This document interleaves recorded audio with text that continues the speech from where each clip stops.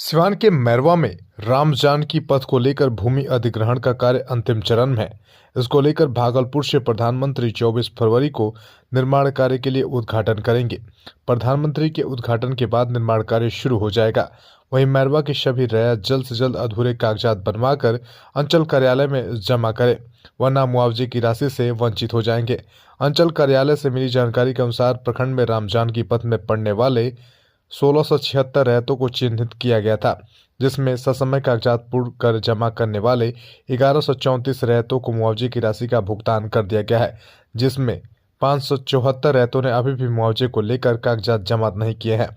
वैसे रैयतों से सीओ राहुल कुमार ने अपील किया है कि आप लोग जल्द से जल्द अधूरे कागजात को बनवा कर जमा करें, नहीं तो मुआवजे की राशि से वंचित हो सकते हैं।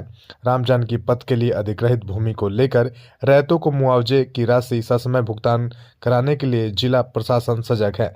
रैयतों को कागजात बनाने से लेकर मुआवजा राशि के लिए भुगतान के लिए लगातार विशेष कैंप का आयोजन कर रही है। सीओ राहुल कुमार ने बताया कि मुआवजे की भुगतान से संचित रैयतों के लिए 19 फरवरी से लगातार प्रत्येक मौजा में विशेष कैंप का आयोजन किया जाएगा, जिससे अधूरे कागजात रहने वाले रैयत अपना जल्द से जल्द बनवाकर अंचल कार्यालय में जमा कर दे, जिससे ससमय मुआवजे का भुगतान किया जा सके।